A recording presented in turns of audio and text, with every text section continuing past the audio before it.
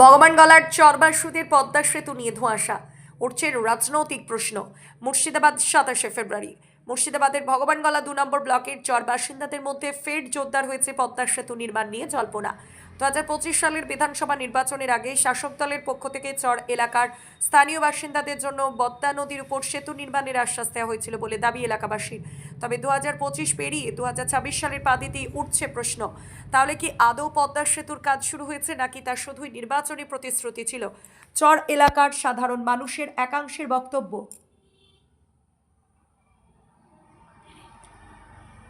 সেতু নির্মাণের কোনো দৃশ্যমান অগ্রগতি এখনো চোখে পড়েনি। ফলে স্বস্তির বদলে তৈরি হয়েছে অনিশ্চয়তা, অস্বস্তি। প্রতিশ্রুত উন্নয়ন প্রকল্প বাস্তবায়ন হবে কিনা তা নিয়েও এখন চর্চা তুঙ্গে। ভগবানগলা 2 ব্লকের জনতা উন্নয়ন পার্টির প্রেসিডেন্ট শাহজাহান হালি ওরফে সম্রাট জানান, পদ্মা সেতু নির্মাণের বিষয়টি তখনই বাস্তবায়নের পর্যায়ে নয়। এটি 2026 সালের বিধানসভা নির্বাচনের প্রাক্কালে দেওয়া এটি প্রতিশ্রুতি হিসাবেই দেখা উচিত। অন্যদিকে ভারতের জাতীয় কংগ্রেসের সদস্য আবু সুফিয়ান সরকারও একই সুরে বলেন, এটি পদ্মা সেতু নির্মাণের কোনো তাৎক্ষণিক প্রকল্প নয়, বরং নির্বাচনী প্রতিশ্রুতির অংশ। সব মিলিয়ে পদ্মা সেতু ঘিরে রাজনৈতিক তরজা, অনিশ্চয়তার আবহেই দিন কাটছে ভগবানগলা 2 নম্বর ব্লকের চরবাসীদের। এখন দেখার আগামী দিনে প্রশাসনিক স্তরে এ বিষয়ে কোনো স্পষ্ট ঘোষণা বা কার্যকর পদক্ষেপ নেওয়া হয় কিনা। প্রথমত কে করলো আনুষ্ঠানিকভাবে ঘোষণা, কার নেতৃত্বে হলো, কে পারমিশন দিল, আর কি স্যাংশন হলো? করে শোনা গেল যে ব্রিজ হবে, অথই জলের মধ্যে দিয়ে ব্রিজ হবে চরের মানুষের কষ্ট লাঘব করার জন্য। কিন্তু এর আগে যেগুলো প্রতিশ্রুতি দেওয়া আছে সেগুলো তো হলোই না। আমরা দেখেছি ইতিমধ্যে হরিরামপুরে ব্রিজ হবে বলে আজ 10 বছর চলছে। 10 বল্লায় 14 বার ওখান থেকে মাটির মাপজোপ করা হয়েছে, তোড়জোড় করা হয়েছে, কিন্তু হয়নি। এর আগে যেটা ইম্পর্টেন্ট বিষয় সেটা হলো লক্ষ লক্ষ মানুষ প্রতিনিয়ত যাতায়াত করে সেই এলাকাটা হলো আমাদের আটমুখে সাকুর, যেগুলো আমরা বলি। এই যে একটা মেন পিডাব্লিউ রাস্তার মধ্যে একটা এত বড় সেতু যেটাকে সংস্কারের প্রয়োজন, সেই সংস্কারটুকু যারা করতে পারে না তারা নাকি আবার ব্রিজ করে দেবে। তাহলে আমিও এইভাবে কথাই বলতে পারি, আজ ঘোষণা দিচ্ছি আপনাদের সামনে, সকলের সামনে, যে আমার দল যদি ক্ষমতায় আসে তাহলে চরে তো অনেক জায়গা, হিউজ জায়গা পড়ে আছে, সেখানে অনেক বিল্ডিং, উঁচু বিল্ডিংও নাই। তাহলে এয়ারপোর্ট করার একটা মোক্ষম জায়গা। তাহলে মুর্শিদাবাদের জন্য এবং আশেপাশের জেলার জন্য আমি একটা এয়ারপোর্টের দাবি রাখছি। এয়ারপোর্টটা হবে, আমার দল ক্ষমতায় আসলে নির্মল চর এয়ারপোর্ট হচ্ছে, এটা আপনারা জেনে রাখুন। পরবর্তী যে কথাটা বলবো, যে এই যে ভাওতা আর ভাতার যে খেলা চলছে গোটা রাজ্য জুড়ে, কেননা আপনি যখনই ভাতের কথা বলবেন, কাজের কথা বলবেন, যখনই চাকরির কথা বলবেন, তখনই আপনাকে এই ভাওতা আর এই ভাতা দিয়ে আপনাকে সন্তুষ্ট করা হবে।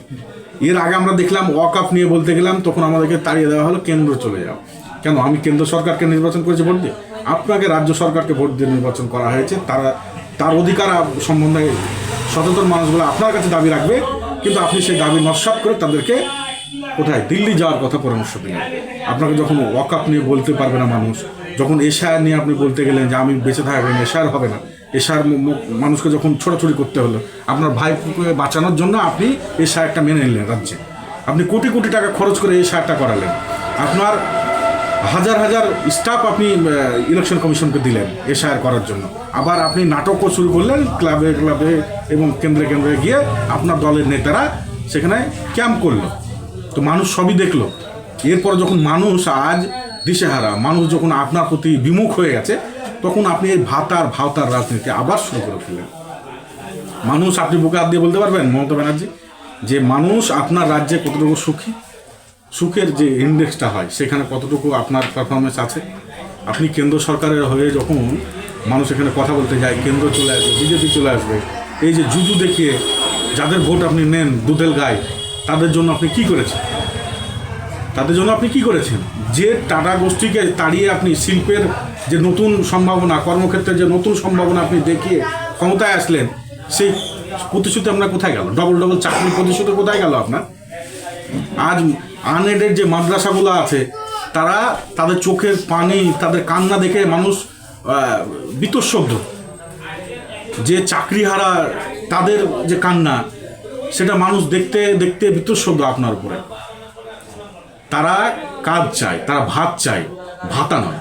আপনি মানুষকে ভাতা তৈরি করছে।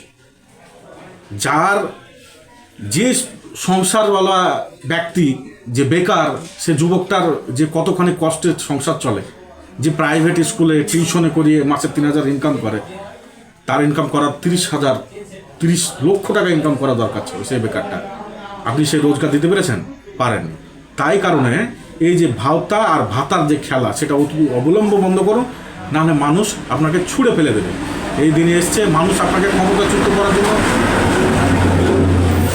রাজি হয়ে বসে আছে, শুধুমাত্র সময়ের অপেক্ষা। 26 সাল আপনার জন্য খুবই ভয়ানক একটা দিন খাড়া করবে, এইটুকুই। আপনার নাম এবং পরিচয়? আমি অ্যাডভোকেট শাহজাহান আলী, বর্তমানে ভগবানগোলা 2 নম্বর ব্লকের জনতা উন্নয়ন পার্টির প্রেসিডেন্ট। দেখো, এটা হচ্ছে যারা প্রতিশ্রুতি দিয়েছিল তারা প্রতিশ্রুতি পালন করেনি। এখন তারা আবার আসছে যে আমরা বীজটা করব, কিন্তু এই বিধানসভা ভোটের আগে বীজ হওয়া সম্ভব না। এটা আমার ব্যক্তিগত ধারণার কথা বললেন।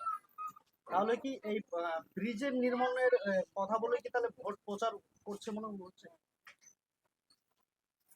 এখন বিভিন্নভাবে বিভিন্ন দল, বিভিন্ন নেতা বিভিন্নভাবে তারা মানুষকে কি করে পক্ষে করা যায় তার চেষ্টা করছে। এটাই হচ্ছে রাজনৈতিক স্ট্যাটাস।